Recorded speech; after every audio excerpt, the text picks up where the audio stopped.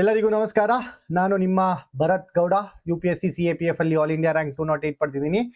So recent ಆಗಿ ನಾವು ಒಂದು ಚಾಲೆಂಜ್ ಅನ್ನ ಸ್ವೀಕರಿಸಿದ್ವಿ ಅಲ್ವಾ? ಒಂದು ಚಾಲೆಂಜ್, ಯಾವ ಚಾಲೆಂಜ್? ಎಲ್ಲ PYQ ಗಳನ್ನ ಬಿಡಿಸುವಂತಹ ಚಾಲೆಂಜ್ ಅನ್ನ ಸ್ವೀಕರಿಸಿದ್ರಿ. ಅದರಲ್ಲಿ ಇದು 3ನೇ ದಿನ ಆಗಿರುತ್ತೆ. ಸೊ ಯಾವ ಪೇಪರ್ ಅನ್ನ ನಾವು ಇವಾಗ ಸಾಲ್ವ್ ಮಾಡ್ತಾ ಇದೀವಿ ಅಂತಂದ್ರೆ KEA ಕಮ್ಯುನಿಕೇಶನ್ ಪೇಪರ್, HK ರೀಜನ್ಗೆ ನಡೆಸಿದಂತಹ ಪೇಪರ್. ಯಾವಾಗ ಸರ್ ನಡೆಸಿದ್ದು? ಏಪ್ರಿಲ್ 27ನೇ ತಾರೀಕು 2026. ಯಾವ ಪೇಪರ್ ಸರ್? ಗ್ರೂಪ್ A ಮತ್ತು B ಆಫೀಸರ್ಸ್ ನ ಕಮ್ಯುನಿಕೇಶನ್ ಪೇಪರ್ ಇದು. ಸೊ ವರ್ಷನ್ ಕೂಡ ನಿಮ್ಗೆ ಇಲ್ಲೇ ಇರುತ್ತೆ, B1 ಅಂತ. ವಿಷಯ ಸಂಕೇತ ಕೂಡ ಇರುತ್ತೆ. ಸೊ ನೀವು ಇದನ್ನ ಈ ಒಂದು ಸಬ್ಜೆಕ್ಟ್ ಕೋಡ್ ಅನ್ನ ಒಂದ್ ವೇಳೆ ನೀವು ಗೂಗಲ್ ಮಾಡಿದ್ದಾದ್ರೆ ನಿಮ್ಗೆ ಯಾವ ಎಕ್ಸಾಮ್ ಇದು ಅಂತ ಗೊತ್ತಾಗುತ್ತೆ. ಓಕೆ, ಸೊ ಇದು 3ನೇ ದಿನ. ನೀವೇನಾದ್ರೂ ಲಾಸ್ಟ್ 2 ದಿನಗಳ ವಿಡಿಯೋಸ್ಗಳನ್ನ ನೋಡಿಲ್ಲ ಅಂತಂದ್ರೆ ಇದೇ ಯೂಟ್ಯೂಬ್ ಚಾನಲ್ ಅಲ್ಲಿ ನಿಮ್ಗೆ ಆ ಒಂದು ವಿಡಿಯೋಗಳು ಸಹ ದೊರೆಯುತ್ತೆ. ಹಾಗೆ ಯಾರೆಲ್ಲ KEA ವಿಲೇಜ್ ಅಕೌಂಟೆಂಟ್ಗೆ ಪ್ರಿಪೇರ್ ಆಗ್ತಾ ಇದ್ದೀರಾ, ಲಾಸ್ಟ್ ಟೈಮ್ ಏನು ನಡೆಸಿದ್ರು KEA ಅವರು ವಿಲೇಜ್ ಅಕೌಂಟೆಂಟ್ ಪೇಪರ್ ಅನ್ನ, ಆ ಪೇಪರ್ ಅನ್ನ ಕೂಡ ನಾನು ಸಾಲ್ವ್ ಮಾಡಿ ಇದೇ ಒಂದು ಪ್ಲೇ ಲಿಸ್ಟ್ ನಲ್ಲಿ ಇಟ್ಟಿರ್ತೀನಿ. ಸೊ ಆ ವಿಡಿಯೋಗಳನ್ನ ವಾಚ್ ಮಾಡಿ ಅಂತ ಹೇಳ್ತಾ we will continue with this class. So class ನ ಮುಂದುವರ್ಸಕ್ಕಿಂತ ಮುಂಚೆ, ಆಸ್ ಐ ಆಲ್ರೆಡಿ ಟೋಲ್ಡ್, ಈ ಒಂದು ಕಂಪ್ಲೀಟ್ ಇಂಗ್ಲಿಷ್ ಗ್ರಾಮರ್ ಕೋರ್ಸ್ ನಿಮ್ಗೆ ಬರೀ 149 ರುಪೀಸ್ಗೆ ಸಿಗ್ತಾ ಇದೆ. ಸೊ 149 ರುಪೀಸ್ ನ ಬೆಲೆ ಏನಪ್ಪಾ ಅಂತಂದ್ರೆ ಜಿಯೋ ರೀಚಾರ್ಜ್. ಸೊ ಜಿಯೋ, ನೀವು ಫೋನ್ ಯೂಸ್ ಮಾಡ್ತಿರ್ತೀರಲ್ವಾ? I think most of you are using Jio numbers. So 149 ರುಪೀಸ್ಗೆ ಕೇವಲ 10 GB ಡೇಟಾ ಸಿಗ್ತದೆ. ಓಕೆ, ಸೊ ಅದು 10 GB ಡೇಟಾಗೆ 149 ರುಪೀಸ್ ಕೊಡ್ಬೇಕು. ಬಟ್ ಇದರಲ್ಲಿ ನಿಮ್ಗೆ 1 ವರ್ಷದ ಇಂಗ್ಲಿಷ್ ಗ್ರಾಮರ್ ಕೋರ್ಸ್, 1 ವರ್ಷ ವ್ಯಾಲಿಡಿಟಿ ಇರುತ್ತೆ ಈ ಒಂದು ಕೋರ್ಸ್ಗೆ ನಿಮ್ಗೆ. ಸೊ ಎಲ್ಲ ಒಂದು ಸಿಲೆಬಸ್ ಅನ್ನ ಕವರ್ ಮಾಡ್ಕೊಡ್ತೀನಿ ಇದರಲ್ಲಿ. ಹಾಗೆ ಟೆಲಿಗ್ರಾಮ್ ಅಲ್ಲಿ ರೆಕಾರ್ಡೆಡ್ ವಿಡಿಯೋಸ್ ದೊರೆಯುತ್ತೆ. ಸೊ ಯಾರಿಗೆಲ್ಲ ಈ ಒಂದು ಕೋರ್ಸ್ ನ ನೆಸೆಸಿಟಿ ಇದೆ, ಅವಶ್ಯಕತೆ ಇದೆ, ಅವರು ಈ ನಂಬರ್ಸ್ ಗಳಿಗೆ ಕಾಲ್ ಮಾಡಬಹುದು. 8848189883, 9742610526, 8197018701. ಸೊ ಈ 3 ನಂಬರ್ಗಳಲ್ಲಿ ಯಾವುದೇ ನಂಬರ್ಗಳಿಗೆ ನೀವು ಕಾಲ್ ಮಾಡಿದ್ರು ನಿಮ್ಗೆ ಇದರ ಮಾಹಿತಿ ದೊರೆಯುತ್ತೆ. ಹಾಗೆ ಟೆಲಿಗ್ರಾಮ್ ನಲ್ಲಿ ಇಂಗ್ಲಿಷ್ ಬೈ ಭರತ್ ಗೌಡ ಅಂತ ಒಂದು ಚಾನೆಲ್ ಇದೆ. ಇದರಲ್ಲಿ ಬಹಳ ಉಪಯುಕ್ತವಾದ ಮಾಹಿತಿಯನ್ನ ನಾನು ಹಾಕ್ತಾ ಇರ್ತೀನಿ. ಹಾಗೆ ಡೈಲಿ ನ್ಯೂಸ್ ಪೇಪರ್ ಗಳನ್ನ ಕೂಡ ನಾನು ಇದರಲ್ಲಿ ಹಾಕ್ತಾ ಇರ್ತೀನಿ. ಸೊ ಏನೇ ಅಪ್ಡೇಟ್ ಬೇಕು ಅಂತ ಅಂದ್ರೂ ಕೂಡ ನೀವು ಇಂಗ್ಲಿಷ್ ಬೈ ಭರತ್ ಗೌಡಗೆ ಜಾಯಿನ್ ಆಗ್ಬೋದು. ತಡ ಮಾಡೋದ್ ಬೇಡ, let's go to the questions. So last class ಅಲ್ಲಿ ನಾವು ಎಲ್ಲಿವರೆಗೂ ಸಾಲ್ವ್ ಮಾಡಿದ್ವಿ ಅಂತಂದ್ರೆ ಕನ್ನಡ ಆಯ್ತು, ಕನ್ನಡ ನಾವು ಮಾಡ್ತಿಲ್ಲ. So English. So yes, last class ಅಲ್ಲಿ ನಾವು 61 ಪ್ರಶ್ನೆಗಳವರೆಗೆ ಮಾಡಿದ್ವಿ. ಸೊ ಇವಾಗ 62ನೇ ಪ್ರಶ್ನೆಯಿಂದ ಸಾಲ್ವ್ ಮಾಡ್ಕೊಂತ ಹೋಗೋಣ. ಇದರಲ್ಲಿ ಯಾವ್ದಿದೆ? ಇದು ಯಾವ್ದ್ರ ಮೇಲೆ ಕೇಳಿರುವಂತಹ ಪ್ರಶ್ನೆ ಇದು? ಸೊ ಇದು ಫಿಕ್ಸ್ಡ್ ಪ್ರಿಪೋಸಿಷನ್ಸ್ ಅಂತ ಬರ್ತವೆ. ಫಿಕ್ಸ್ಡ್ ಪ್ರಿಪೋಸಿಷನ್ಸ್ ಅನ್ನುವಂತಹ ಟಾಪಿಕ್ ನ ಮೇಲೆ ಬಂದಿರುವಂತಹ ಪ್ರಶ್ನೆ ಇದು. ಸೊ ನೀವು ಈ ಒಂದು ವಿಡಿಯೋಗಳ ಸರಣಿಯನ್ನ ನೋಡ್ತಿದ್ರೆ ಫಿಕ್ಸ್ಡ್ ಪ್ರಿಪೋಸಿಷನ್ಸ್ ಅನ್ನುವಂಥದ್ದು ಬಹಳ ಬಹಳ ಇಂಪಾರ್ಟೆಂಟ್ ಆಗಿರುವಂತಹ ಒಂದು ಟಾಪಿಕ್. ಯಾಕಂತಂದ್ರೆ ನಾನು ಪ್ರತಿಯೊಂದು ಪೇಪರ್ ನಲ್ಲೂ ಫಿಕ್ಸ್ಡ್ ಪ್ರಿಪೋಸಿಷನ್ಸ್ ಅಲ್ಲಿ ಪ್ರಶ್ನೆಗಳನ್ನ ನೋಡ್ತಾ ಇದ್ದೀನಿ, ಪ್ರಶ್ನೆಗಳನ್ನ ಸಾಲ್ವ್ ಮಾಡ್ತಾ ಇದ್ದೀನಿ. ಹಲವಾರು ಬಾರಿ ಫಿಕ್ಸ್ಡ್ ಪ್ರಪೋಸಿಷನ್ಸ್ ಬರ್ತಿದೆ. ಓಕೆ, ಸೊ ನಾವು ಸಾಲ್ವ್ ಮಾಡಿರೋದು 2 ಪೇಪರ್. ಇನ್ನು ಈ ಸೆಕೆಂಡ್ ಪೇಪರ್ ಇದು ವಿಲೇಜ್ ಅಕೌಂಟೆಂಟ್ ಆಗಿತ್ತು. ಸೊ ವಿಲೇಜ್ ಅಕೌಂಟೆಂಟ್ ಆದ ನಂತರದಲ್ಲಿ ಇದು ಏನು ಗ್ರೂಪ್ A ಮತ್ತು B ಆಫೀಸರ್ಸ್ ಎಕ್ಸಾಮ್ಸ್ ಏನಿದೆ, ಇದು 2ನೇ ಪ್ರಶ್ನೆ ಪತ್ರಿಕೆ. 2ನೇ ಪ್ರಶ್ನೆ ಪತ್ರಿಕೆ 2 ಸಾಲ್ವ್ ಮಾಡುವಷ್ಟರಲ್ಲಿ ಫಿಕ್ಸ್ಡ್ ಪ್ರಿಪೋಸಿಷನ್ಸ್ ಅಲ್ಲಿ ಮಿನಿಮಮ್ 4 ರಿಂದ 5 ಪ್ರಶ್ನೆಗಳನ್ನ ನಾನು ನೋಡಿದ್ದೀನಿ, ಹೌದಲ್ವಾ? ಹಾಗಾಗಿ ಫಿಕ್ಸ್ಡ್ ಪ್ರಿಪೋಸಿಷನ್ಸ್ ಅನ್ನುವಂಥದ್ದು ಬಹಳ ಇಂಪಾರ್ಟೆಂಟ್ ಟಾಪಿಕ್, HYT.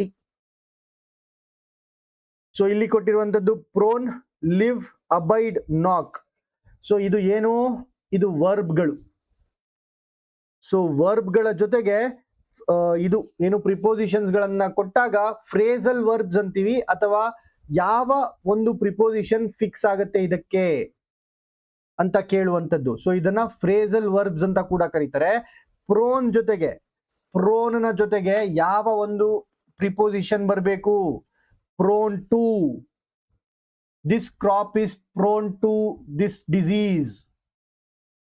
ಸೊ ಅಡಕೆ ಮರ ಯಾವುದಕ್ಕೆ ಪೀಡಿತ ಆಗಿರುತ್ತೆ? ಕೊಳೆ ರೋಗ ಅಂತ ಅಂತೀವಿ, ಹೌದಲ್ವಾ? ಅಡಕೆ ತೋಟಕ್ಕೆ ಬರುವಂತದ್ದು, ಅಡಕೆ ಮರಕ್ಕೆ ಬರುವಂತದ್ದು ಕೊಳೆ ರೋಗ. ಹಾಗಾದ್ರೆ ಅರೇಕಾ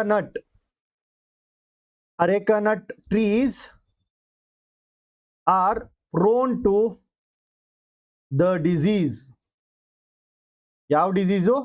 ಆ ಒಂದು ಕೊಳೆ ರೋಗ ಅಂತ ನಾವ್ ಏನ್ ಹೇಳ್ತೀವಿ, ಆ ಡಿಸೀಸ್ಗೆ ಪ್ರೋನ್ ಆಗಿದೆ ಅಂತ ಅರ್ಥ. ಅರೇಕಾ ನಟ್ ಪ್ಲಾಂಟ್ಸ್ ಅಥವಾ ಅರೇಕಾ ನಟ್ ಟ್ರೀಸ್.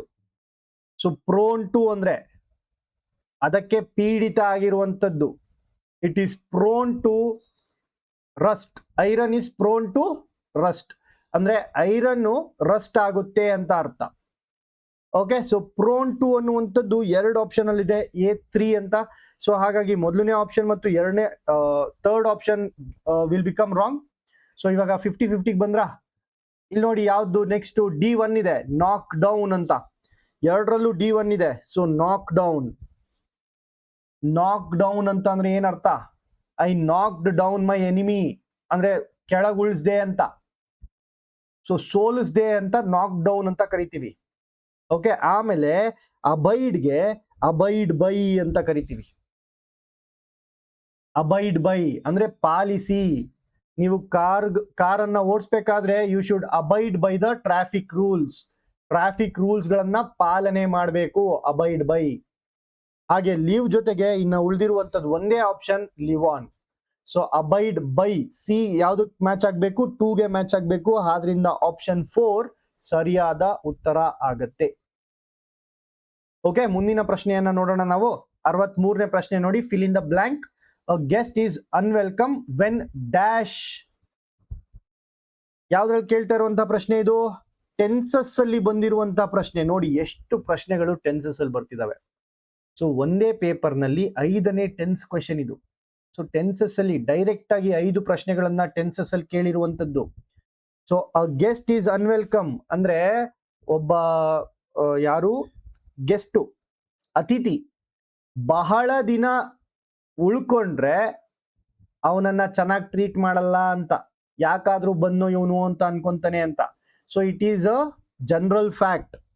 ಸೊ ಇದು ಜನರಲ್ ಫ್ಯಾಕ್ಟ್ ಅಂತ ಕರಿತೀವಿ, ಹೌದಲ್ವಾ? ಸತ್ಯ ಇದು, ಜನರಲ್ ಟ್ರೂತ್. ಯಾವಾಗೆಲ್ಲ ನಾವು ಜನರಲ್ ಟ್ರೂತ್ಸ್ ಗಳನ್ನ ಹೇಳ್ತೀವಿ ಅವಾಗೆಲ್ಲ ನಾವು ಯಾವ ಟೆನ್ಸ್ ಅಲ್ಲಿ ಹೇಳ್ಬೇಕಾಗತ್ತೆ? ಸಿಂಪಲ್ ಪ್ರೆಸೆಂಟ್ ಟೆನ್ಸ್ ಅಲ್ಲಿ ಹೇಳ್ಬೇಕಾಗತ್ತೆ. ಸಿಂಪಲ್ ಪ್ರೆಸೆಂಟ್ ಟೆನ್ಸ್ ಅಲ್ಲಿ ಹೇಳ್ಬೇಕಾಗತ್ತೆ. ಸೊ ಸಿಂಪಲ್ ಪ್ರೆಸೆಂಟ್ ಟೆನ್ಸ್ ಅಲ್ಲಿ ವಾಕ್ಯದ ರಚನೆ ಹೇಗಿರುತ್ತೆ? ಸೊ ಸಿಂಪಲ್ ಪ್ರೆಸೆಂಟ್ ಟೆನ್ಸ್ ಅಲ್ಲಿ ವಾಕ್ಯದ ರಚನೆ ಸಬ್ಜೆಕ್ಟ್ ನ ಜೊತೆಗೆ, ಸಿಂಪಲ್ ಪ್ರೆಸೆಂಟ್ ಟೆನ್ಸ್ ಸಬ್ಜೆಕ್ಟ್ ನ ಜೊತೆಗೆ ಏನಿರ್ಬೇಕು? ವರ್ಬ್ 1 ಫಾರ್ಮ್ ಇರಬೇಕು ಅಥವಾ ವರ್ಬ್ 5 ಫಾರ್ಮ್ ಇರ್ಬೇಕಪ್ಪ. ಓಕೆ, ವರ್ಬ್ 1 ಇರಬೇಕು ಅಥವಾ ವರ್ಬ್ 5 ಇರಬೇಕು. ಸರ್ ವರ್ಬ್ 1 ಅಂದ್ರೆ ಏನು, ವರ್ಬ್ 5 ಅಂದ್ರೆ ಏನ್ ಸರ್? ವರ್ಬ್ 1 ಅಂದ್ರೆ ಇಲ್ಲಿ ಸ್ಟೇ ಅಂತ ಇದೆಯಲ್ವಾ, ಸ್ಟೇಯಿಂಗ್, ಸ್ಟೇಡ್. ಹಾಗಾದ್ರೆ ನಾವು ಬರ್ದ್ರೆ ಸ್ಟೇ ಅನ್ನುವಂಥದ್ದು ವರ್ಬ್ 1 ಆಗುತ್ತೆ, ಸ್ಟೇಡ್ ಅನ್ನುವಂಥದ್ದು ವರ್ಬ್ 2 ಆಗುತ್ತೆ, ಸ್ಟೇಡ್ ಅನ್ನುವಂಥದ್ದು ವರ್ಬ್ 3 ಫಾರ್ಮ್ ಆಗುತ್ತೆ, 3ನೇ ರೂಪ. 4ನೇ ರೂಪ ಯಾವುದು? ಸ್ಟೇಯಿಂಗ್ ಅನ್ನುವಂಥದ್ದು 4ನೇ ರೂಪ ಆಗತ್ತೆ. ಸ್ಟೇಸ್ ಅನ್ನುವಂಥದ್ದು 5ನೇ ರೂಪ ಆಗತ್ತೆ.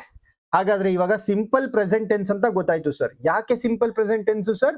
Because it is a general truth. ಯಾವಾಗೆಲ್ಲ ನಾವು ಜನರಲ್ ಟ್ರೂತ್ ಗಳನ್ನ ಹೇಳ್ತೀವಿ ಅವಾಗೆಲ್ಲ ನಾವು ಸಿಂಪಲ್ ಪ್ರೆಸೆಂಟ್ ಟೆನ್ಸ್ ಅಲ್ಲಿ ಬಳಸಬೇಕಾಗತ್ತೆ. ಇನ್ನೊಂದು ಎಕ್ಸಾಂಪಲ್ ಕೊಡಿ sir. The sun rises in the east. ಸೂರ್ಯ ಎಲ್ಲಿ ಹುಟ್ತಾನೆ? ಪೂರ್ವದಲ್ಲಿ ಹುಟ್ತಾನೆ. General truth. ಸೊ ಅದನ್ನು ಕೂಡ ನಾವು ಸಿಂಪಲ್ ಪ್ರೆಸೆಂಟ್ ಟೆನ್ಸ್ ಅಲ್ಲಿ ಇಡಬೇಕಾಗತ್ತೆ. ಆಯ್ತಾ? ಇದಕ್ಕೆ ವಾಕ್ಯದ ರಚನೆ ಏನಿರ್ಬೇಕು? ಸಬ್ಜೆಕ್ಟ್ ನ ಜೊತೆಗೆ ವರ್ಬ್ 1 ಇರಬೇಕು ಅಥವಾ ವರ್ಬ್ 5 ಇರಬೇಕು. ಸರ್ ವರ್ಬ್ 1 ಅಂದ್ರೆ ಏನು ಸರ್? ಸ್ಟೇ. ವರ್ಬ್ 5 ಅಂದ್ರೆ ಏನು ಸರ್? ಸ್ಟೇಸ್. ಹಾಗಾದ್ರೆ ಸ್ಟೇಯಿಂಗ್ ಅನ್ನುವಂಥದ್ದು ಹೋಯ್ತಾ? ರಾಂಗಾ? ವರ್ಬ್ 4 ಅಲ್ವಾ ಇದು? ರಾಂಗು. ವರ್ಬ್ 1 ಹೋಯ್ತಾ? ಸ್ಟೇಡ್ ಅನ್ನುವಂಥದ್ದು ವರ್ಬ್ 2, ಇದು ಕೂಡ ಹೋಯ್ತಾ? 2 ಆಪ್ಷನ್ ಎಲಿಮಿನೇಟಾ? ಇವಾಗ ಸ್ಟೇನಾ ಸರ್? ಕರೆಕ್ಟ್ ಸರ್, ನೀವು ಹೇಳಿದೆಲ್ಲ ಅರ್ಥ ಆಯ್ತು. ವರ್ಬ್ 1 ಅಥವಾ ವರ್ಬ್ 5 ಬಳಸ್ಬೇಕು ಸರ್. ವರ್ಬ್ 1 ಬಳಸ್ಬೇಕಾ ವರ್ಬ್ 5 ಬಳಸ್ಬೇಕಾ ಸರ್? ಯಾವಾಗ ನಾವು ಯೂಶಲಿ ನಾವು ವರ್ಬ್ 1 ಅನ್ನ ಬಳಸ್ತೀವಿ.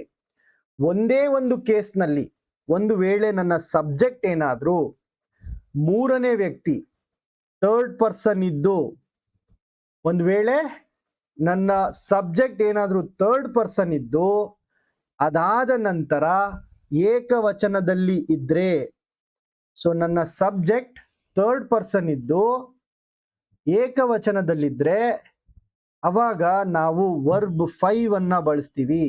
ಬಹಳ ಇಂಪಾರ್ಟೆಂಟ್, ನೆನ್ಪಿಟ್ಕೊಳ್ಳಿ. ಸೊ ಸಿಂಪಲ್ ಪ್ರೆಸೆಂಟ್ ಟೆನ್ಸ್ ಅಲ್ಲಿ ನಾವು ವರ್ಬ್ 1 ಅಥವಾ ವರ್ಬ್ 5 ಅನ್ನ ಬಳಸ್ತೀವಿ. ಜನರಲ್ ಆಗಿ ವರ್ಬ್ 1 ಅನ್ನ ಬಳಸ್ತೀವಿ. ಒಂದೇ ಒಂದು ಎಕ್ಸೆಪ್ಷನ್ ಅಲ್ಲಿ ಥರ್ಡ್ ಪರ್ಸನ್ ಮತ್ತು ಏಕವಚನದಲ್ಲಿ ಇದ್ರೆ, ಮೂರನೇ ವ್ಯಕ್ತಿಯ ರೂಪದಲ್ಲಿ ಇದ್ರಬೇಕು ಮತ್ತೆ ಏಕವಚನದ ರೂಪದಲ್ಲಿರ್ಬೇಕು. ಸರ್ ಹಾಗಾದ್ರೆ ಮೂರನೇ ವ್ಯಕ್ತಿ ಅಂದ್ರೆ ಏನು ಸರ್? ನಾನು ಅಂದ್ರೆ ಪ್ರಥಮ, ನೀವು ಅಂದ್ರೆ ದ್ವಿತೀಯ, ಅವನು ಅಂತಂದ್ರೆ ತೃತೀಯ. ಇಲ್ಲಿ ಇರುವಂತದ್ದು ಹಿ ಸ್ಟೇಸ್ ಫಾರ್ ಟೂ ಲಾಂಗ್. ಇಲ್ಲಿ ಹಿ ಅನ್ನುವಂಥದ್ದು ಏನಿದೆ? ಹಿ ಅನ್ನುವಂಥದ್ದು ಅವನು. ಅವನು ಅನ್ನುವಂಥದ್ದು ಮೂರನೇ ವ್ಯಕ್ತಿಯ ಬಗ್ಗೆ ಮಾತಾಡ್ತಾ ಇದೀವಿ. ಹಿ ಅಂದ್ರೆ ಒಬ್ರ ಇಬ್ರ? ಹಿ ಅಂದ್ರೆ ಒಬ್ನೇ ಅಲ್ವಾ, ಏಕವಚನ ಅಲ್ವಾ. ಸೊ ಥರ್ಡ್ ಪರ್ಸನ್ ಮತ್ತು ಏಕವಚನ, ಹಾಗಾಗಿ ಸ್ಟೇಸ್ ಅನ್ನುವಂಥದ್ದು ವರ್ಬ್ 5 ಫಾರ್ಮ್ ಕರೆಕ್ಟ್ ಆಗುತ್ತೆ. ಯಾವುದು ನಿಮ್ಮ ಸರಿಯಾದ ಉತ್ತರ? ಆಪ್ಷನ್ 2 ನಿಮ್ಮ ಸರಿಯಾದ ಉತ್ತರ ಆಗತ್ತೆ. ಅರ್ಥ ಆಯ್ತಲ್ವಾ? ಮುಂದಿನ ಪ್ರಶ್ನೆ ಹೋಗೋಣ. ಸೊ ಸಿಂಪಲ್ ಪ್ರೆಸೆಂಟ್ ಟೆನ್ಸ್, ಟೆನ್ಸಸ್ಗಳು ಬಹಳ ಬಹಳ ಇಂಪಾರ್ಟೆಂಟ್ ಆಗುತ್ತೆ. ಸೊ ನಾನು ಈ ಒಂದು ಚಾಲೆಂಜ್ಗೆ ಬ್ರೇಕ್ ಕೊಟ್ಟು ಮಂಡೆಯಿಂದ ಟೆನ್ಸಸ್ ಕ್ಲಾಸ್ ಅನ್ನ ಈ ಒಂದು ಯೂಟ್ಯೂಬ್ ಚಾನಲ್ ಅಲ್ಲಿ ತಗೊಳ್ತಾ ಇರ್ತೀನಿ. ಸೊ ಅದರಲ್ಲಿ ನಿಮ್ಗೆ ಎಲ್ಲಾ ರೀತಿಯಾದಂತಹ ಟೆನ್ಸಸ್, 3 ರೀತಿಯಾದಂತಹ ಟೆನ್ಸಸ್ ಕೂಡ ನಿಮ್ಗೆ ಅದರಲ್ಲಿ ಸಿಗುತ್ತೆ. ಓಕೆ, 3 ಟೆನ್ಸಸ್ ನ ಮೂರು ಟೆನ್ಸಸ್ ಯಾವ್ಯಾವುದು?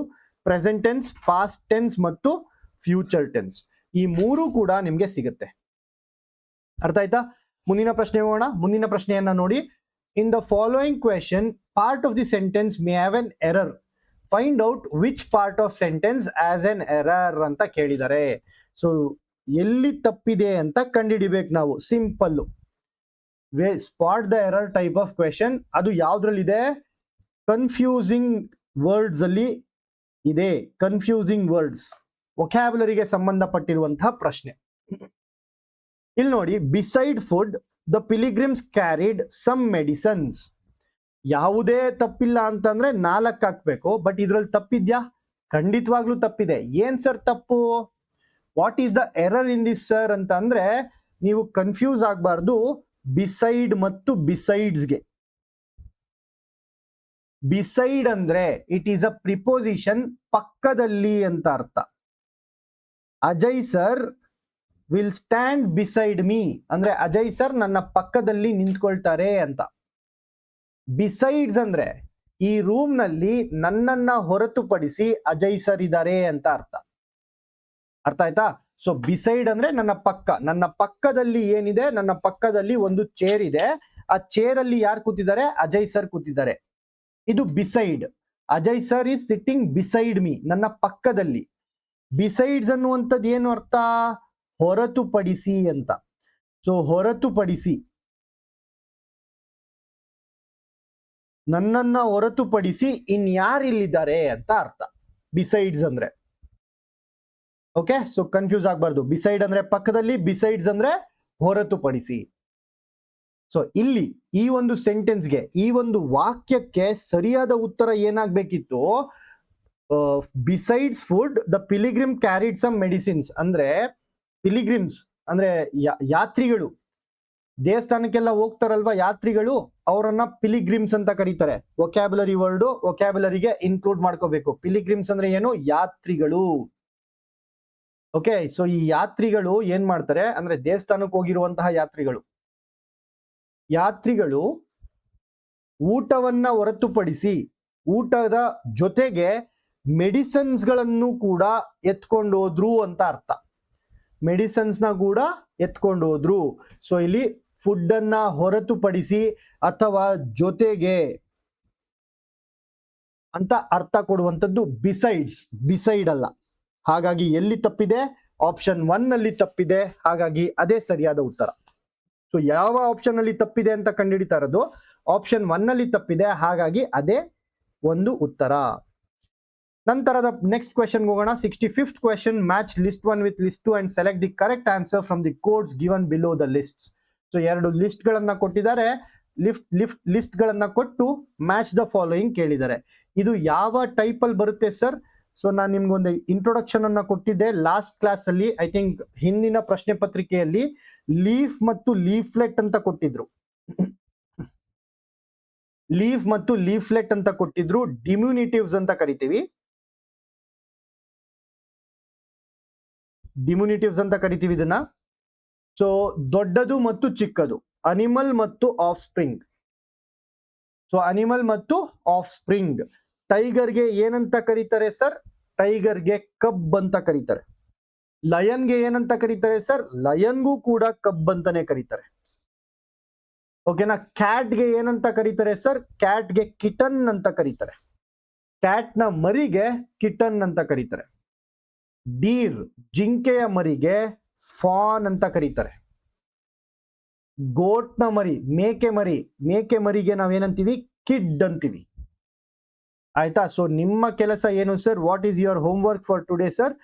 ಒಂದು ಲಿಸ್ಟ್ ಅನ್ನ ಮಾಡ್ಕೋಬೇಕು, ಅನಿಮಲ್ ಬರಿಬೇಕು ಮತ್ತು ಅದರ ಮಕ್ಕಳನ್ನ ಬರಿಬೇಕು. ಅಂದ್ರೆ ಆಫ್ ಸ್ಪ್ರಿಂಗ್ ಗಳ ಹೆಸರುಗಳನ್ನ ಬರಿಬೇಕು. ಸರ್ ಕನ್ನಡದಲ್ಲಿ ಇಂಗ್ಲಿಷಲ್ಲಿ ಅರ್ಥ ಆಗ್ತಿಲ್ಲ ಸರ್. ಪ್ರಾಣಿ ಮತ್ತು ತನ್ನ ಮಗು. ಸೊ ಪ್ರಾಣಿಯ ಮಗು ಚಿಕ್ಕದಾಗಿದ್ದಾಗ ಏನಂತ ಕರಿತೀವಿ? ಲಯನ್ಗೆ ಏನಂತೀವಿ? ಕಬ್ ಅಂತೀವಿ. ಓಕೆ, ಟೈಗರ್ಗೆ ಏನಂತೀವಿ? ಕಬ್ ಅಂತೀವಿ. ಪಿಗ್ಗೆ ಏನಂತೀವಿ? ಪಿಗ್ಲೆಟ್ ಅಂತೀವಿ. ಡಾಗ್ಗೆ ಏನಂತೀವಿ? ನೋಡೋಣ ಹೇಳಿ. ಡಾಗ್ಗೆ ಏನಂತೀವಿ? ಪಪ್ಪಿ ಅಂತೀವಿ. ಡಾಗ್ಗೆ ಪಪ್ಪಿ ಅಂತೀವಿ. ಆಯ್ತಾ? ಇದೇ ತರ ನೋಡಿ, ಇಲ್ಲೇ 4 ಇದಾವೆ. 1 2 3 4 5 6 ಇದಾವೆ. ಸೊ ಇನ್ನ ಮಿಕ್ಕಿರುವಂತಹ ಒಂದು 10 ನೀವು ರೆಡಿ ಮಾಡ್ಕೊಳ್ಳಿ. ಸೊ ಈ ಒಂದು ಪ್ರಶ್ನೆಗೆ ಆನ್ಸರ್ ಏನಾಗುತ್ತೆ? ಎ ಎಲ್ಲಿಗೆ ಮ್ಯಾಚ್ ಆಗ್ಬೇಕು? 2ಗೆ ಮ್ಯಾಚ್ ಆಗ್ಬೇಕಾ? 2 ಆಪ್ಷನ್ ಎಲಿಮಿನೇಟಾ? ಬಿ ಎಲ್ಲಿಗೆ ಮ್ಯಾಚ್ ಆಗ್ಬೇಕು? 1ಗೆ ಮ್ಯಾಚ್ ಆಗ್ಬೇಕು. ಬಿ 1 ಮ್ಯಾಚ್ ಆಗೋದು ಒಂದೇ ಆಪ್ಷನ್ 3. ಆಯ್ತಾ? ಇವೆರಡು ನಮ್ಗೆ ಗೊತ್ತಿಲ್ಲ ಅಂತಂದ್ರೂ ನಡೆಯುತ್ತೆ. ಡೀರ್ಗೆ ಫಾನ್ ಅಂತಾರೆ, ಗೋಟ್ಗೆ ಕಿಡ್ ಅಂತಾರೆ ಅಂತ ಗೊತ್ತಿಲ್ಲ ಅಂದಿದ್ರು ಎ ಮತ್ತು ಬಿ ಎರಡರಲ್ಲೇ ನಾವು ಆನ್ಸರ್ ಅನ್ನ ಕಂಡುಹಿಡಿಬಹುದಾಗಿತ್ತು, ಆಪ್ಷನ್ 3 ಅಂತ. ಓಕೆ, ಮುಂದಿನ ಪ್ರಶ್ನೆಯನ್ನ ನೋಡೋಣ. ಮುಂದಿನ ಪ್ರಶ್ನೆ, choose the alternative which best expresses the meaning of the idiom ಅಥವಾ ಫ್ರೇಸ್ ಗಿವನ್ ಬಿಲೋ. ಒಂದು ನುಡಿಗಟ್ಟನ್ನ ಕೊಟ್ಟಿದ್ದಾರೆ ಅಥವಾ ಒಂದು ಫ್ರೇಸ್ ಅನ್ನ ಕೊಟ್ಟಿದ್ದಾರೆ, ಒಂದು ಪುಟ್ಟ ವಾಕ್ಯವನ್ನ ಕೊಟ್ಟಿದ್ದಾರೆ. ಆ ವಾಕ್ಯದ ಅರ್ಥ ಏನು ಅಂತ ಹೇಳ್ಬೇಕು ನಾವು. ವಾಕ್ಯ ಯಾವುದು ನೋಡೋಣ. My home is within a stone's throw of the railway station. So within a stone's throw ಅಂದ್ರೆ ಕಲ್ಲು ಎಸಿಬಹುದು ಅಷ್ಟೇ ದೂರ ಅಂತ ಅರ್ಥ ಅಲ್ವಾ? ಸೊ ಕಲ್ಲು ಎಷ್ಟು ದೂರ ಎಸಿಬಹುದು? ಕಿಲೋಮೀಟರ್ ಗಟ್ಲೆ ಎಸಿಬಹುದಾ ನಾನು ಕಲ್ಲನ್ನ? ತುಂಬಾ ಹತ್ತಿರದ ಡಿಸ್ಟೆನ್ಸ್ಗೆ ನಾವು ಕಲ್ಲನ್ನ ಎಸಿಬಹುದಲ್ವಾ? ಸೊ ಎಷ್ಟೇ ಬಲ ಬಿಟ್ಟು ಎಸಿದ್ರು ಮ್ಯಾಕ್ಸಿಮಮ್ ಅಂದ್ರೆ ಒಂದು 300 ಮೀಟರ್ ಹೋಗುತ್ತೇನಪ್ಪ. 300 ಮೀಟರ್ ದೂರ 100 ಮೀಟರ್ ಎಸಿಬಹುದು ನೋಡಪ್ಪ. ಎಷ್ಟೇ ಬಲ ಬಿಟ್ಟು ಎಸಿದ್ರು ಒಂದು 100 ಮೀಟರ್ ಎಸಿಬಹುದು ಒಂದು ಚಿಕ್ಕದಾದ ಕಲ್ಲನ್ನ, ಹೌದಲ್ವಾ? ಸೊ 100 ಮೀಟರ್ ಬಹಳ ದೂರ ಇರುವಂತಹದಕ್ಕೆ ನಾವು ಆ ತರ ಬಳಸ್ತೀವ, ತುಂಬಾ ಹತ್ತಿರವಾದಕ್ಕೆ ಅಂತಹ ಒಂದು ವಾಕ್ಯವನ್ನ ಬಳಸ್ತೀವ. ತುಂಬಾ ಹತ್ತಿರದ ಡಿಸ್ಟೆನ್ಸ್ ಅಲ್ಲಿ ಇರುತ್ತೆ ಅಂತ ಹೇಳೋದಕ್ಕೆ ನಾವು ವಿತಿನ್ ಅ ಸ್ಟೋನ್ಸ್ ಥ್ರೋ ಅಂತ ಹೇಳ್ತೀವಿ. So within a stone's throw ಅಂದ್ರೆ ಕಲ್ಲು ಎಸೆದ್ರೆ ಸಿಕ್ಬಿಡುತ್ತೆ ಅನ್ನುವಂತಹ ಅರ್ಥ ಕೊಡುತ್ತೆ. ಅಂದ್ರೆ ಯಾವುದು? ವೆರಿ ಫಾರ್ ಆಫ್, ತುಂಬಾ ದೂರನಾ? ಇಲ್ಲ. ವಿತಿನ್ ಅ ಸರ್ಟನ್ ರೇಡಿಯಸ್, ಒಂದು ವೃತ್ತಾಕಾರದಲ್ಲಿ ಇದೆಯಾ? ಒಂದು ವಿಸ್ತೀರ್ಣದಲ್ಲಿ ಇದೆ ಅಂತನಾ? ಅದೂ ಅಲ್ಲ. ರಿಮೋಟ್ ಡಿಸ್ಟೆನ್ಸ್, ಎಲ್ಲೋ ಕಾಣದೇ ಇರುವಂತಹ ಪ್ರದೇಶನ? ಅದೂ ಅಲ್ಲ. At a very short distance, ತುಂಬಾ ಹತ್ತಿರದ ದೂರದಲ್ಲಿ, ತುಂಬಾ ಹತ್ತಿರದಲ್ಲಿ ನನ್ನ ಮನೆ ಇದೆ. ಸೊ ಎಲ್ಲಿಂದ ಹತ್ತಿರ? ರೈಲ್ವೆ ಸ್ಟೇಷನ್ ಇಂದ ಬಹಳ ಹತ್ತಿರವಾಗಿದೆ ಸರ್. ಓಕೆ, ಬಹಳ ಹತ್ತಿರದಲ್ಲಿದೆ. ಏನು? ನನ್ನ ಮನೆ ಯಾವುದಕ್ಕೆ ಹತ್ತಿರವಾಗಿದೆ? ರೈಲ್ವೆ ಸ್ಟೇಷನ್ಗೆ ಹತ್ತಿರವಾಗಿದೆ ಅಂತ ಅರ್ಥ. ಡನ್. ಮುಂದಿನ ಪ್ರಶ್ನೆ ಹೋಗೋಣ. 67ನೇ ಪ್ರಶ್ನೆಯನ್ನ ನೋಡಿ. Fill in the blanks with suitable prepositions. ನೋಡಿ, ಪ್ರಿಪೋಸಿಷನ್ಸ್ ಮೇಲೆ ಇನ್ನೊಂದು ಪ್ರಶ್ನೆ ಬರ್ತಿದೆ. Mister Ravishankar has been ill dash bronchitis this week, so his wife took him dash the hospital. So Ravishankar ಅನ್ನುವಂತಹ ವ್ಯಕ್ತಿ ಹುಷಾರಿಲ್ಲ, ಅವ್ರಿಗೆ ಏನಾಗಿದೆ? ಬ್ರಾಂಕೈಟಿಸ್ ಬಂದಿದೆ. ಸೊ ಬ್ರಾಂಕೈಟಿಸ್ ಬಂದಾಗ ಎಲ್ಲಿಗೆ ಕರ್ಕೊಂಡು ಹೋಗ್ತಾರಪ್ಪ? ಎಲ್ಲಿಗೆ ಕರ್ಕೊಂಡು ಹೋಗ್ತಾರೆ? ಹಾಸ್ಪಿಟಲ್ಗೆ ಕರ್ಕೊಂಡು ಹೋಗ್ತಾರೆ. ಸೊ ಯಾವಾಗ ನಾನು ಕನ್ನಡದಲ್ಲಿ ಗೆ ಅನ್ನುವಂತಹ ಪದವನ್ನ ಬಳಸ್ತೀನಿ, ಅಲ್ಲೆಲ್ಲ ಯಾವ ಪ್ರಿಪೋಸಿಷನ್ ಅನ್ನ ಬಳಸ್ಬೇಕು? ಸೊ ಗೆ ಅಂದ್ರೆ ಟು ದ ಹಾಸ್ಪಿಟಲ್. ಹಾಗಾಗಿ ಮೊದಲನೇ ಫಿಲ್ ಇನ್ ದ ಬ್ಲಾಂಕ್ಸ್ ಅಲ್ಲಿ ಬರ್ಬೇಕಾಗಿರೋದೇನೋ ಟು ಅಂತ. ಬೇರೆ ಎಲ್ಲಾದ್ರೂ ಇದೆಯಾ ನೋಡಪ್ಪ? ಎಲ್ಲೂ ಇಲ್ಲ ಅಲ್ವಾ? ಆಪ್ಷನ್ 1 ಸರಿನಾ? ಮಿಸ್ಟರ್ ರವಿಶಂಕರ್ ಹ್ಯಾಸ್ ಬಿನ್ ಇಲ್ ವಿತ್ ಬ್ರಾಂಕೈಟಿಸ್. ಯಾವ್ದ್ರಿಂದ ಹುಷಾರಿಲ್ಲ? ಈಸ್ ಇಲ್ ವಿತ್ ಬ್ರಾಂಕೈಟಿಸ್, ಲಂಗ್ಸ್ಗೆ ಪಡುವಂತಹ ಒಂದು ಕಾಯಿಲೆ. ಸೊ ಬ್ರಾಂಕೈಟಿಸ್ ನಿಂದ ನರಳುತ್ತಿದ್ರು. He was ill with bronchitis. ಹಾಗಾಗಿ ಅವನ ಹೆಂಡತಿ ಎಲ್ಲಿ ಕರ್ಕೊಂಡೋದ್ರು? ಅವನನ್ನ ಹಾಸ್ಪಿಟಲ್ಗೆ ಕರ್ಕೊಂಡೋದ್ರು. ಯಾವಾಗ ನಾವು ಗೆ ಅನ್ನುವಂತಹ ಪದ ಬರುತ್ತೆ ಕನ್ನಡದಲ್ಲಿ, ಹಾಸ್ಪಿಟಲ್ಗೆ, ಐ ವೆಂಟ್ ಟು ಸ್ಕೂಲ್, ನಾನು ಸ್ಕೂಲ್ಗೆ ಹೋದೆ. ಸೊ ಯಾವಾಗೆಲ್ಲ ನಾವು ಗೆ ಅನ್ನುವಂತಹ ಪದವನ್ನ ಬಳಸ್ತೀವಿ ಕನ್ನಡದಲ್ಲಿ, ಅಲ್ಲೆಲ್ಲ ಬರುವಂತಹ ಪ್ರಿಪೋಸಿಷನ್ ಯಾವುದು? ಟು ಅನ್ನುವಂಥದ್ದು. ಅಂಡರ್ಸ್ಟುಡ್? ನೆಕ್ಸ್ಟ್ ಕ್ವೆಶನ್ ಹೋಗೋಣ. ಮುಂದಿನ ಪ್ರಶ್ನೆಯನ್ನ ನೋಡಿ. One of the following sentences is in active voice, identified. So active ಮತ್ತು ಪ್ಯಾಸಿವ್ ವಾಯ್ಸ್ ಅಲ್ಲಿ ಎಲ್ಲಪ್ಪ ಒಂದು ಪ್ರಶ್ನೆಯನ್ನ ಕೇಳಿಲ್ಲ ಈ ಒಂದು ಪ್ರಶ್ನೆ ಪತ್ರಿಕೆಯಲ್ಲಿ ಅಂತ ಅನ್ಕೋತಾ ಇದೆ, ಬಟ್ ಕೇಳೇ ಬಿಟ್ಟಿದ್ದಾರೆ. ಆಕ್ಟಿವ್ ಮತ್ತು ಪ್ಯಾಸಿವ್ ವಾಯ್ಸ್. ಸೊ ಆಕ್ಟಿವ್ ಮತ್ತು ಪ್ಯಾಸಿವ್ ವಾಯ್ಸ್ ಅಲ್ಲಿ ನಾವು ಕಂಡುಹಿಡಿಯೋದು ಹೇಗೆ ಸರ್? ಒಂದು ಜನರಲ್ ರೂಲ್ ಹೇಳ್ಕೊಡ್ತೀನಿ, ಒಂದು ಟ್ರಿಕ್ ಹೇಳ್ಕೊಡ್ತೀನಿ.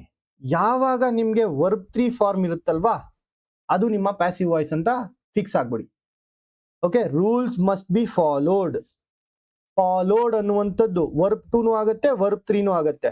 ಹಾಗಾಗಿ ಇದನ್ನ ವರ್ಬ್ 3 ಅಂತ ತಗೊಂಡ್ರೆ ಇದು ಪ್ಯಾಸಿವ್ ವಾಯ್ಸ್, ಆಕ್ಟಿವ್ ವಾಯ್ಸ್ ಅಲ್ಲ. Your suggestion is taken. Taken ಅನ್ನುವಂಥದ್ದು ವರ್ಬ್ 3 ಫಾರ್ಮ್. ವರ್ಬ್ 3 ಫಾರ್ಮ್ ಆಗಿರೋದ್ರಿಂದ ಇದು ಪ್ಯಾಸಿವ್ ವಾಯ್ಸ್. ಸೊ ಮರ್ತ್ಬಿಡಿ, ಆಪ್ಷನ್ 3 ರಾಂಗ್ ಅಲ್ಲ. This book was originally written. Written ಅನ್ನುವಂಥದ್ದು ವರ್ಬ್ 3 ಫಾರ್ಮ್. ಹಾಗಾಗಿ ಇದು ಕೂಡ ಪ್ಯಾಸಿವ್ ವಾಯ್ಸ್. ಇದು ಕೂಡ ಮರ್ತ್ಬಿಡಿ, ಆಪ್ಷನ್ 4 ಕೂಡ ಪ್ಯಾಸಿವ್ ವಾಯ್ಸ್ ಆಗಿರುತ್ತೆ. ಹಾಗಾದ್ರೆ ಆಕ್ಟಿವ್ ವಾಯ್ಸ್ ಇರುವಂತದ್ದು I will reach home by 5 PM. So ಇದು ಆಕ್ಟಿವ್ ವಾಯ್ಸ್ ಆಗಿರುತ್ತೆ. ಸರ್ ಇದೇನೋ ವರ್ಬ್ 3 ಅಂತೆಲ್ಲ ಹೇಳ್ಕೊಡ್ತಾ ಇದ್ದೀರಾ, ನಮ್ಗೇನು ಅರ್ಥ ಆಗ್ತಾ ಇಲ್ವಲ್ಲ ಸರ್, ಏನ್ ಸರ್ ಮಾಡಬೇಕು? ಸಿಂಪಲ್ ಆಗಿ ಯೋಚನೆ ಮಾಡಿ ಆಕ್ಟಿವ್ ವಾಯ್ಸ್ ಮತ್ತು ಪ್ಯಾಸಿವ್ ವಾಯ್ಸ್ ಏನು ಅಂತ. ಐ ಥಿಂಕ್ ಆಲ್ರೆಡಿ ಹಿಂದಿನ ವಿಡಿಯೋಸ್ಗಳಲ್ಲಿ ನಾನು ಹೇಳ್ಕೊಟ್ಟಿದ್ದೀನಿ ಆಕ್ಟಿವ್ ವಾಯ್ಸ್ ಅಂದ್ರೆ ಏನು, ಪ್ಯಾಸಿವ್ ವಾಯ್ಸ್ ಅಂದ್ರೆ ಏನು. ಇನ್ ಕೇಸ್ ನಾನು ಹೇಳ್ಕೊಟ್ಟಿಲ್ಲ ಅಂತಂದ್ರೆ, ಆಕ್ಟಿವ್ ವಾಯ್ಸ್ ಅಂದ್ರೆ ಏನು? ನಾನು ಆಸ್ ಅ ಸಬ್ಜೆಕ್ಟ್ ಆಬ್ಜೆಕ್ಟ್ಗೆ ಏನ್ ಮಾಡ್ತೀನಿ ಅನ್ನುವಂಥದ್ದು ಆಕ್ಟಿವ್ ವಾಯ್ಸ್. ಫಾರ್ ಎಕ್ಸಾಂಪಲ್, ನಾನು ನೀರನ್ನ ಕುಡ್ದೆ. ಇಲ್ಲಿ ಯಾರು ಇಂಪಾರ್ಟೆಂಟ್ ಆದ್ರೂ ನಾನು ಇಂಪಾರ್ಟೆಂಟ್ ಆದೆ. ನಾನು ನೀರನ್ನ ಕುಡ್ದೆ, ಇದೇನು? ಇದು ಆಕ್ಟಿವ್ ವಾಯ್ಸ್. ಆಕ್ಟಿವ್ ವಾಯ್ಸ್ ಅಂದ್ರೆ ನಾನೇನ್ ಮಾಡಿದೆ, ಆಯ್ತಾ? ಪ್ಯಾಸಿವ್ ವಾಯ್ಸ್ ಏನಾಗುತ್ತೆ? ಆಬ್ಜೆಕ್ಟ್ ಇಂಪಾರ್ಟೆಂಟ್ ಆಗುತ್ತೆ, ನೀರ್ ಇಂಪಾರ್ಟೆಂಟ್ ಆಗುತ್ತೆ. ನೀರೇನಾಯ್ತು? ನೀರು ನನ್ನಿಂದ ಕುಡಿಯಲ್ಪಟ್ಟಿತು. ಇದು ಪ್ಯಾಸಿವ್ ವಾಯ್ಸ್. ಅರ್ಥ ಆಗ್ತಿದ್ಯಾ ಆಕ್ಟಿವ್ ವಾಯ್ಸ್ ಮತ್ತು ಪ್ಯಾಸಿವ್ ವಾಯ್ಸ್? ಆಕ್ಟಿವ್ ವಾಯ್ಸ್ ಅಂದ್ರೆ ನಾನೇನ್ ಮಾಡಿದೆ, ಪ್ಯಾಸಿವ್ ವಾಯ್ಸ್ ಏನು? ನೀರ್ಗೇನಾಯ್ತು. ಸೊ ಇಲ್ಲಿ ನಾನ್ important, subject is important active voice ಅಲ್ಲಿ. ಪ್ಯಾಸಿವ್ ವಾಯ್ಸ್ ಅಲ್ಲಿ ಏನ್ ಇಂಪಾರ್ಟೆಂಟ್ ಆಗುತ್ತೆ? ಆಬ್ಜೆಕ್ಟ್ ಇಂಪಾರ್ಟೆಂಟ್ ಆಗುತ್ತೆ. ಸೊ ಸಬ್ಜೆಕ್ಟ್ ಆಬ್ಜೆಕ್ಟ್ಗೆ ಏನ್ ಮಾಡಿದ್ರು ಅನ್ನುವಂಥದ್ದು ಆಕ್ಟಿವ್ ವಾಯ್ಸ್, ಆಬ್ಜೆಕ್ಟ್ಗೆ ಏನಾಯ್ತು ಅಂತ ಕೇಳುವಂಥದ್ದು passive voice. Simple active voice, passive voice. ಇಲ್ಲಿ ನೋಡಿ, rules must be follows. We must follow rules ಅಂದ್ರೆ ಆಕ್ಟಿವ್ ವಾಯ್ಸ್. ನಾವೇನ್ ಮಾಡ್ಬೇಕು? ನಾವು ರೂಲ್ಸ್ ಗಳನ್ನ ಫಾಲೋ ಮಾಡಬೇಕು, ಅದು ಆಕ್ಟಿವ್ ವಾಯ್ಸ್. ರೂಲ್ಸ್ ಅನ್ನ ಫಾಲೋ ಮಾಡಬೇಕು. ರೂಲ್ಸ್ಗೆ ಏನಾಗಬೇಕು? ರೂಲ್ಸ್ ಅನ್ನ ಫಾಲೋ ಮಾಡಬೇಕು ಅಂದ್ರೆ ಅದು ಪ್ಯಾಸಿವ್ ವಾಯ್ಸ್. ಇಲ್ಲಿ ರೂಲ್ಸ್ ಇಂಪಾರ್ಟೆಂಟ್ ಆಗುತ್ತೆ, ಫಾಲೋ ಮಾಡೋರಲ್ಲ. ಹಾಗಾಗಿ ಇದು ಪ್ಯಾಸಿವ್ ವಾಯ್ಸ್. ಅರ್ಥ ಆಗ್ತಿದ್ಯಾ? ಇಲ್ಲಿ I will reach home by 5 PM. ನಾನು ಏನ್ ಮಾಡ್ತೀನಿ? ನಾನು ಮನೆಯನ್ನ ರೀಚ್ ಆಗ್ತೀನಿ ಎಷ್ಟೊತ್ತಿಗೆ? 5 ಗಂಟೆಗೆ. ಹಾಗಾಗಿ ಇದು ಆಕ್ಟಿವ್ ವಾಯ್ಸ್. ಇಲ್ಲಿ ನಾನು ಇಂಪಾರ್ಟೆಂಟ್ ಆಗ್ತೀನಿ, ಮನೆಗೆ ಹೋಗೋದಲ್ಲ. The home will be reached by me by 5 PM ಅಂತ ಅಂದ್ರೆ ಅದು ಪ್ಯಾಸಿವ್ ವಾಯ್ಸ್ ಆಗುತ್ತೆ. ಓಕೆ, ಮನೆಗೆ ಏನಾಯ್ತು? ಮನೆಯನ್ನ ನಾನು ತಲುಪ್ತೀನಿ ಅಂದ್ರೆ ಅದು passive voice. Your suggestion is taken. I will take your suggestion. ನೀನೇನ್ ಮಾಡ್ತೀಯಪ್ಪ? ನಿನ್ನ ಸಜೆಷನ್ಸ್ ಅನ್ನ ನಾನು ತಗೊಂತೀನಿ ಅಂದ್ರೆ ಆಕ್ಟಿವ್ ವಾಯ್ಸ್ ಅದು. ನಿಮ್ಮ ಸಜೆಷನ್ಗೆ ಏನಾಯ್ತು? ನಿಮ್ಮ ಸಜೆಷನ್ ನನ್ನಿಂದ ತಗೊಳ್ಪಡ್ತು. Your suggestion is taken. So ಅವಾಗ ಪ್ಯಾಸಿವ್ ವಾಯ್ಸ್ ಆಯ್ತಿದ್ದು. This book was originally written in English. I wrote this book originally in English ಅಂದ್ರೆ ಈ ಬುಕ್ ಅನ್ನ ಯಾರೋ ಬರ್ದಿದ್ದಾರೆ. ಯಾರು ಬರ್ದಿದ್ದಾರೆ ಅಂತ ಗೊತ್ತಿಲ್ಲ ಅಲ್ವಾ? ಹಾಗಾಗಿ ಬುಕ್ಗೆ ಏನಾಯ್ತು? ಬುಕ್ ಬರೆಯಲ್ಪಡ್ತು. ಒರಿಜಿನಲ್ ಆಗಿ ಯಾವ ಭಾಷೆಯಲ್ಲಿತ್ತು? ಇಂಗ್ಲಿಷ್ ನಲ್ಲಿತ್ತು. ಸೊ ಇಲ್ಲಿ ಬುಕ್ ಇಂಪಾರ್ಟೆಂಟ್ ಆಗ್ತಾ ಇರುತ್ತೆ. ಹಾಗಾಗಿ ಇದು ಕೂಡ passive voice. So active voice ಯಾವ್ದು ಇದರಲ್ಲಿ? ಆಪ್ಷನ್ 2 ಆಕ್ಟಿವ್ ವಾಯ್ಸ್ ಆಗುತ್ತೆ. I hope you are clear with active voice ಮತ್ತು ಪ್ಯಾಸಿವ್ ವಾಯ್ಸ್. ಇವಾಗ ಮುಂದಿನ ಪ್ರಶ್ನೆ ಹೋಗೋಣ.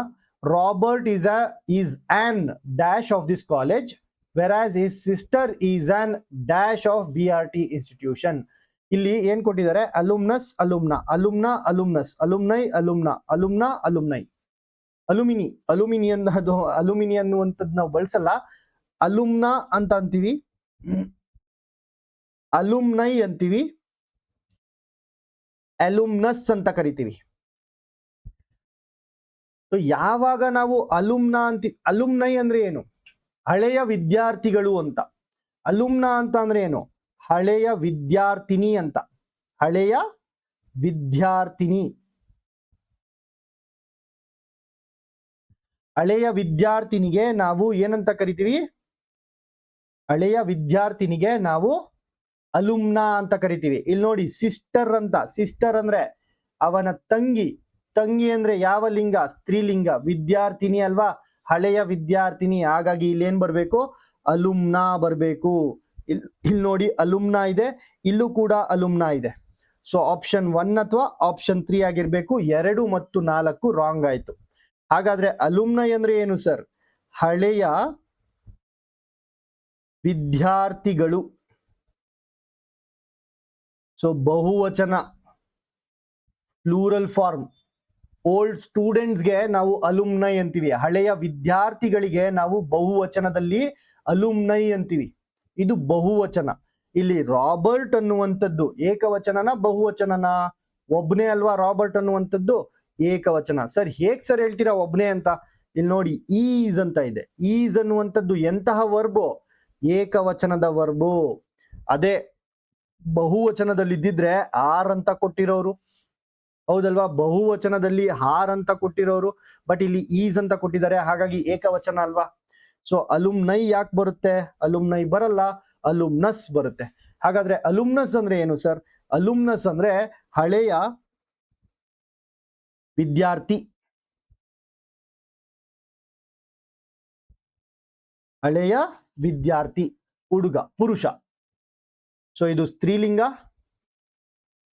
ಇದು ಪುರುಷರು. ಸೊ ಮಹಿಳೆಯರಿಗೆ ನಾವು ಅಲುಮ್ನಾ ಅಂತೀವಿ, ಪುರುಷರಿಗೆ ನಾವು ಅಲುಮ್ನಸ್ ಅಂತೀವಿ. ಎರಡನ್ನು ಕೂಡಿಸಿ ಬಹುವಚನದಲ್ಲಿ ಬಳಸಿದಾಗ ನಾವು ಅಲುಮ್ನೈ ಅಂತೀವಿ. ಏನಂತೀವಿ? ಅಲುಮ್ನೈ ಅಂತ ಕರಿತೀವಿ. ಓಕೆ, ನೆಕ್ಸ್ಟ್ ಹೋಗೋಣ. ಅಲುಮ್ನಸ್ ಅಂದ್ರೆ ಹಳೆಯ ವಿದ್ಯಾರ್ಥಿನಿಯರು. ಪುರುಷ ಅಲ್ಲ, ಇದು ಕೂಡ ಸ್ತ್ರೀಲಿಂಗನೇ. ಸ್ತ್ರೀಲಿಂಗ, ಬಟ್ ಬಹುವಚನ. ಸ್ತ್ರೀಲಿಂಗದ ಬಹುವಚನಕ್ಕೆ ಅಲುಮ್ನಸ್ ಅಂತ ಕರಿತೀವಿ ನಾವು. ಓಕೆ, ಸಾರಿ, ಅಲುಮ್ನಸ್ ಅಂದ್ರೆ ಸ್ತ್ರೀಲಿಂಗದ ಬಹುವಚನಕ್ಕೆ ನಾವು ಅಲುಮ್ನಸ್ ಅಂತ ಕರಿತೀವಿ. ಅಂಡರ್ಸ್ಟುಡ್? ಅರ್ಥ ಆಯ್ತಾ? Next, the dash day is celebrated on the 5th of September every year in India. ಇದು ಯಾವ್ದ್ರಲ್ಲಿ ಕೇಳಿರುವಂತದ್ದು? ಪಂಕ್ಚುಯೇಷನ್ ಮಾರ್ಕ್ಸ್ ಅಲ್ಲಿ ಕೇಳಿರುವಂತಹ ಪ್ರಶ್ನೆ. ನೋಡಿ, ಪಂಕ್ಚುಯೇಷನ್ ಅಲ್ಲೂ ಒಂದು ಪ್ರಶ್ನೆಯನ್ನ ಕೇಳಿದ್ದಾರೆ. ಸೊ ಇದಕ್ಕೆ ನಾವು ಟೀಚರ್ಸ್ ಡೇ ಅಂತೀವ, ಟೀಚರ್ಸ್ ಡೇ ಅಂತೀವ, ಟೀಚರ್ಸ್ ಡೇ ಅಂತೀವ, ಟೀಚರ್ ಡೇ ಅಂತೀವ. ಸೊ ನಾನು ನಿಮ್ಗೆ ಇದರ ಅರ್ಥಗಳನ್ನ ಹೇಳ್ತೀನಿ, ಅವಾಗ ನೀವೇ ಆನ್ಸರ್ ಮಾಡ್ತೀರಾ ಇದನ್ನ. ಟೀಚರ್ಸ್ ಅಂದ್ರೆ ಶಿಕ್ಷಕರು. ಟೀಚರ್ಸ್ ಅಂದ್ರೆ ಶಿಕ್ಷಕನ ಅಥವಾ ಶಿಕ್ಷಕಿಯ. ಟೀಚರ್ಸ್ ಅಂದ್ರೆ ಶಿಕ್ಷಕರ. ಟೀಚರ್ ಅಂದ್ರೆ ಶಿಕ್ಷಕ. ಆನ್ಸರ್ ಮಾಡಿ ನೋಡೋಣ, ಏನ್ ಆನ್ಸರು? ಶಿಕ್ಷಕರ ದಿನಾಚರಣೆ ಅಂತೀವ, ಶಿಕ್ಷಕರು ದಿನಾಚರಣೆ ಅಂತೀವ? ಶಿಕ್ಷಕರ ದಿನಾಚರಣೆ ಅಂತೀವಲ್ವಾ? ಶಿಕ್ಷಕರ ದಿನಾಚರಣೆ. ನೋಡಿ, ಒಂದು ಅಪಾಸ್ಟ್ರಫಿ ಏನೆಲ್ಲ ಚೇಂಜ್ ಮಾಡುತ್ತೆ? ಪದದ ಅರ್ಥಗಳನ್ನೇ ಚೇಂಜ್ ಮಾಡಿಬಿಡುತ್ತೆ. ಒಂದು ವೇಳೆ ಅಪಾಸ್ಟ್ರಫಿ ಇಲ್ಲ ಅಂತಂದ್ರೆ ಬಹುವಚನದ ಶಿಕ್ಷಕರು ಅಂತ ಆಯ್ತು, ಬಹುವಚನದಲ್ಲಿ ಶಿಕ್ಷಕರು ಅಂತ ಆಯ್ತು. ಒಂದ್ ವೇಳೆ ಎಸ್ ಗಿಂತ ಮುಂಚೆ ಅಪಾಸ್ಟ್ರಫಿ ಇದ್ರೆ ಶಿಕ್ಷಕನ ಆಯ್ತು. ಈಗ for example, Bharat pen, Ajay's class. So ಈ ಅರ್ಥ ಏನು? ಭರತನ ಪೆನ್ನು, ಅಜಯನ ಕ್ಲಾಸು.